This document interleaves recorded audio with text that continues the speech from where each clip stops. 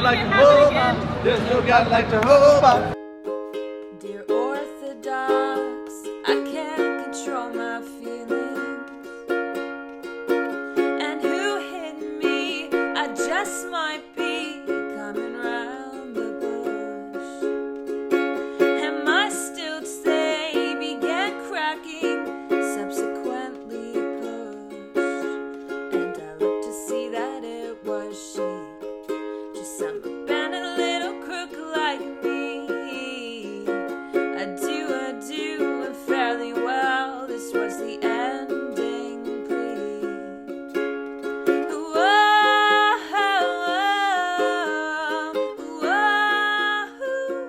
But with the fall, there was the old coffee bar that we had. Oh, there you are. The old coffee bar from the church. Yeah. So you had the two long benches, and then the one short bench that was a little L. Hey. So we had been moving them around in there, Yeah. and we've been lifting the one shorter one up by the top and moving it. So it seemed pretty sturdy, and I was trying to box in the ductwork over top. And so I made the one box, I put it up there, and I found the trusses in the ceiling, and I was screwing them in. Yeah. Well, I got a good angle on the one, the other was tight quarters, I couldn't get a good angle on it, so I was up on the washing machine, and I put my foot back on the counter of the lower one, Yeah. and it was pretty sturdy, and we'd been moving around, so I knew it was heavy, so I knew it wouldn't slide. So it was holding my weight while I leaned back on it to give it a push to go into the truss. And when I did, the actual countertop itself was only glued on, Yeah. so it went bloop, like that, and then I went bloop, like that, Oh, and I that think I stinks. actually bumped the washing machine on the way down. It's all discolored all the way down through here. It's nice purples and greens and Oh, colors fun and stuff. yeah, Lori's kind of freaking out. Oh, it's not normal. It's like, yeah, it is normal. It's just all the stuff getting dispersed through my body that doesn't need anymore.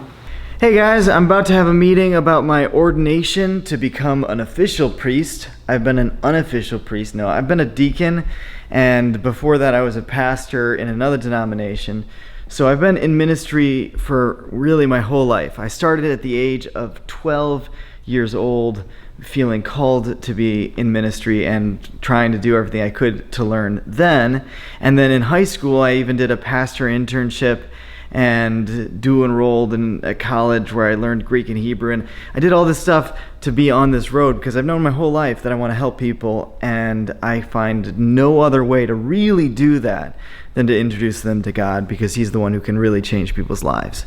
But all that to say this, it's been a long time coming, and September, what is it, 16th? It's going to happen? Yeah, September 16th, here at the church at 11 o'clock on Saturday. You're all welcome to come. Anyway, so that's what's going on. So we're going to have a meeting to kind of plan on that. It's been a really crazy week. Just have a lot of things that have been happening off camera that I can't really even share about. But we have a new addition to the house. You guys have seen our little kitten, and she's super cute. We're assuming that she's a she, but we are looking for a home for her because it's temporary right now. Our cat Eloise does not like her very much, and we also don't really want to get in the multi-cat things. Not that there's anything wrong with that, Lori, but we'll just see. She is adorable and super sweet and cute. I am so tired. Ministry has just been kicking my butt. Not really negative stuff though, but it's just been a lot on the plate. A lot of stuff to deal with. I am not sleeping a lot. Probably look like crap. But I feel like I do. I'm supposed to be doing Gospel Minute stuff, and I have not really gotten to the Gospel Minute stuff because I'm just so bogged down from like 1 minute to the next. The vlogging, I could do it like the end of the day, but it's hard to do a Gospel Minute at the end of the day because I have to like be on camera and have things prepared. At Winn-Dixie picking up dinner. Frozen pizza. Look at this healthy meal that we all having. We all. You don't even need all on that. I'm so Southern. Just To kidding. be fair, I you so bought all of this. I did, and I felt exactly like a single man when I was buying this, and especially in my collar. You probably looked extremely single. I'm sure they assumed that I was a Catholic priest who cannot marry and is alone without anyone to be a companion except for this cat.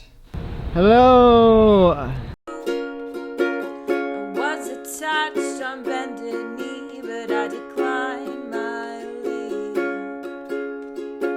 How do you define humility? Because I've heard different definitions. I don't know. Does anyone... How do you define it? Well, okay. Well, thanks for asking. You're welcome. Yeah. All right, let's get this done. And starring. So glad you asked.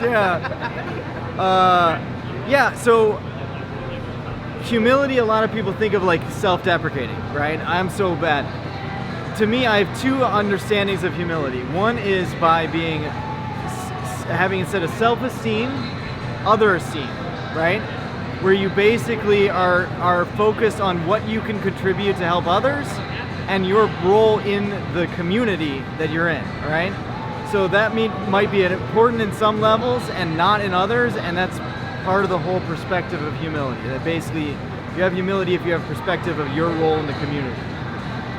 There's an element of grace in that too, for yourself. Yeah. I mean, Yeah. it's not the self-deprecating sort of, I'm so terrible, I'm so bad, but it's an understanding of who you are, broken as you are, but yet this understanding of knowing that you have received grace too. Yeah. Just like that. You're a work in progress. You're never done.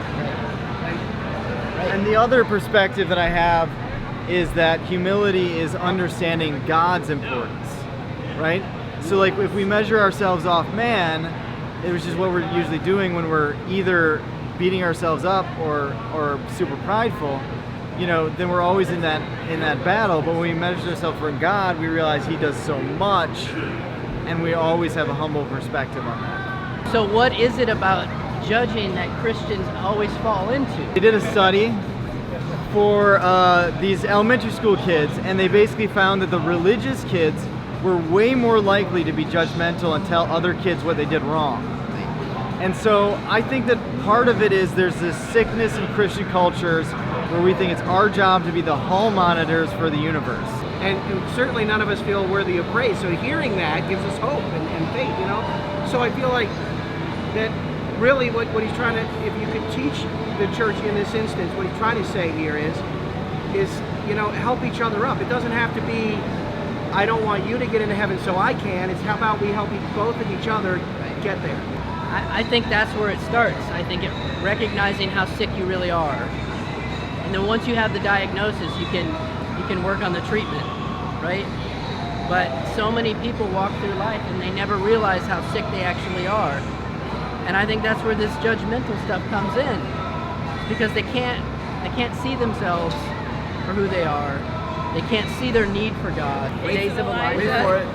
These are the days of Elijah. He told Tony that it couldn't happen again. You gotta do the love. There's no God like Jehovah. There's no God like Jehovah. There's no We God. were talking about how much we hate that in the New Harmony. There's no God like Jehovah. I had never heard that before I Christ. see a bishop get excited. Sing Days of Sing Elijah. Days of Elijah. Say what I found whenever he's got the camera, he's always got a. They say the shoemaker's wife never has. Ooh, you scratched me. Sorry, I need to cut my nails. Oh my gosh. Sorry. Whew. Anyway, the shoemaker's wife never has any shoes. The masseuse's wife never gets massages. I never get haircuts. Look at these because you're a baby. nasty curls. Well, you scratched me. You You're just a scratched total me. wimp when it comes to getting your hair cut.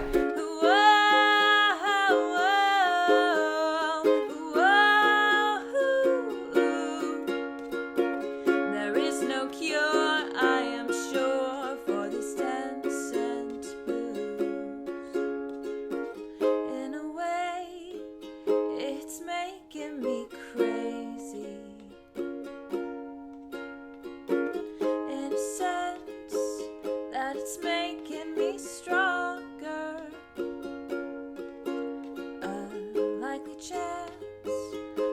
It's probably